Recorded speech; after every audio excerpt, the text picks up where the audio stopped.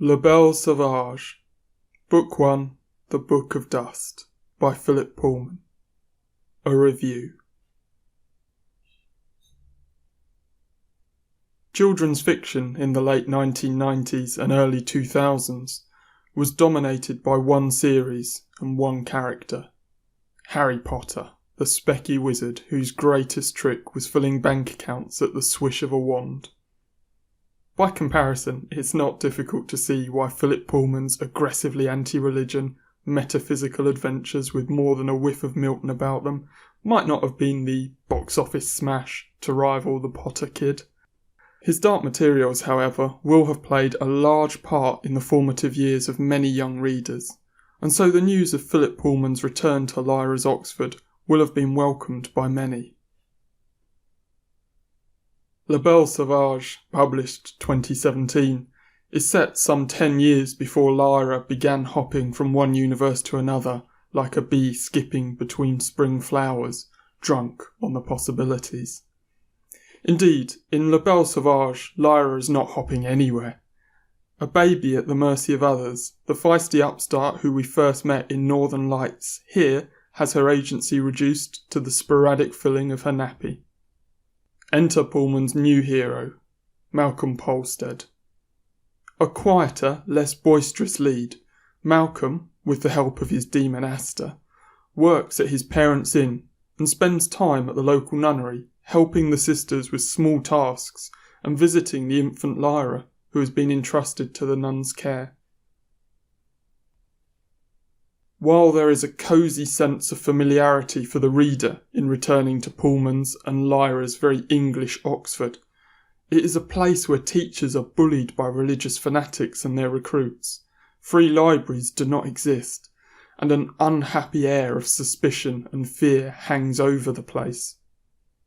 It is impossible for the reader to miss the commentary on the current state of the world, and here Pullman extends beyond religious and intellectual narrow-mindedness and revolts against climate change denial, financial inequality, and the oppressive atmosphere created by despotic government.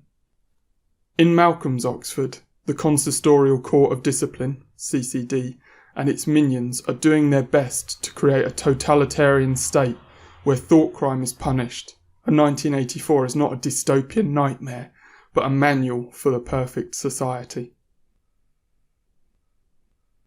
There are those who resist, in the form of a mysterious group known as Oakley Street. Malcolm brushes up against these rebels, but his Oxford is a world defined more by what cannot be said or done than by what can. In this staid environment, where knowledge is power and therefore not easily obtained, Malcolm goes about his business unassumingly, until he witnesses a spy drop going wrong.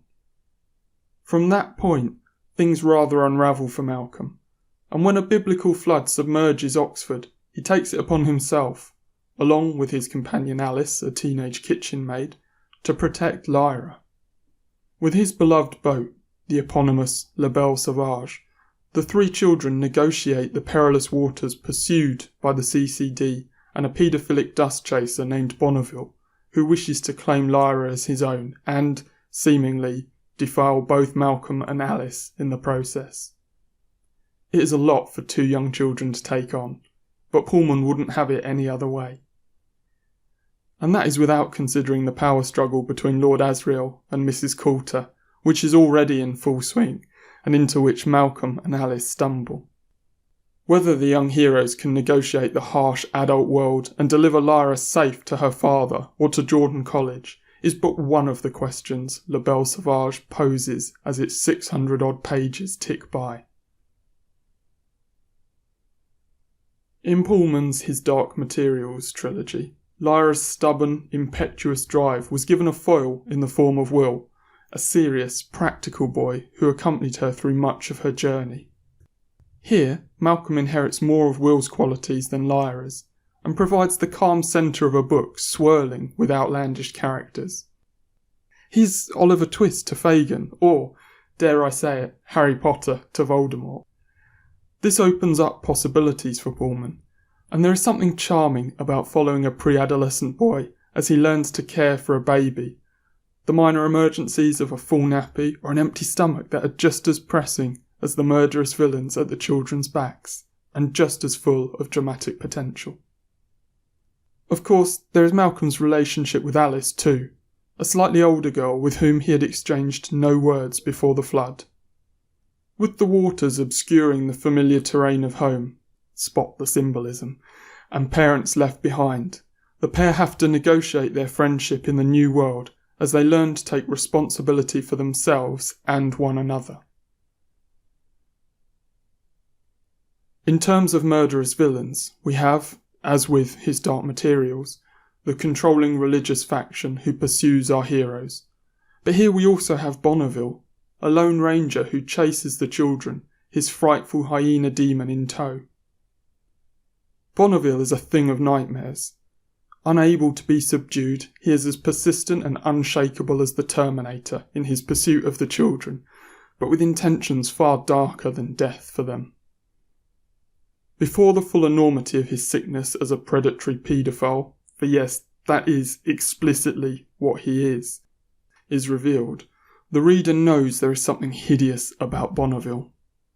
His hyena demon laughs a wretched laugh and pisses in the path of anyone it dislikes. As a manifestation of the man's soul, this does not bode well.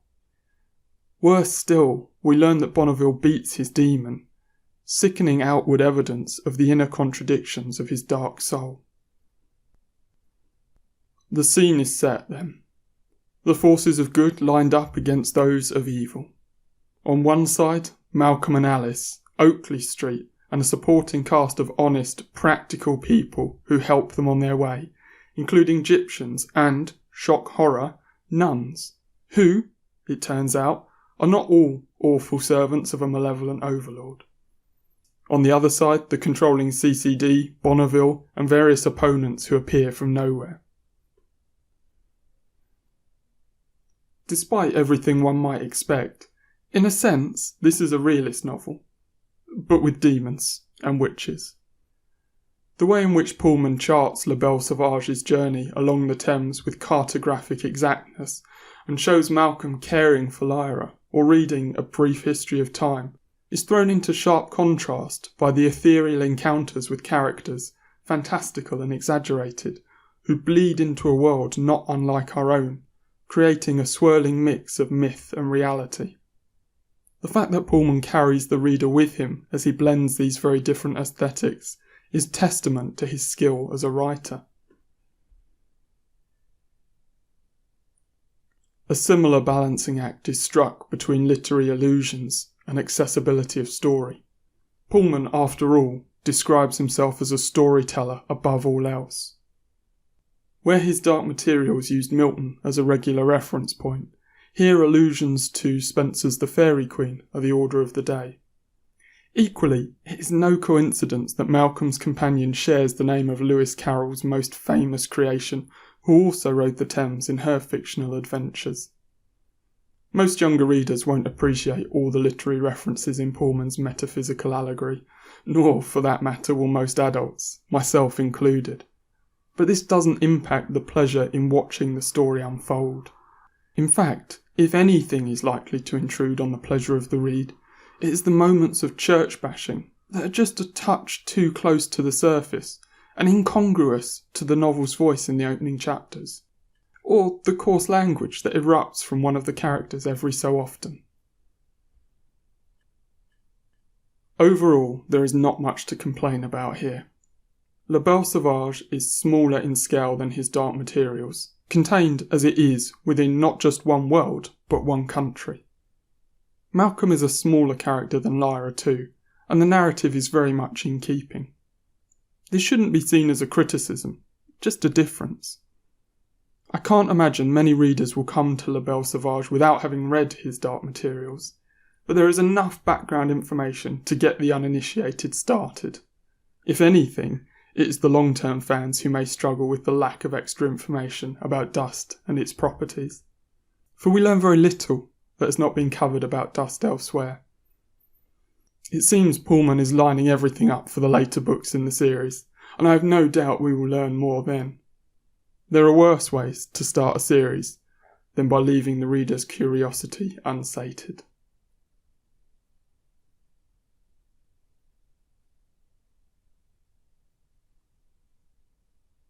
This review and reading are copyright Matthew Selwyn. To find out more, visit bibliofreak.net.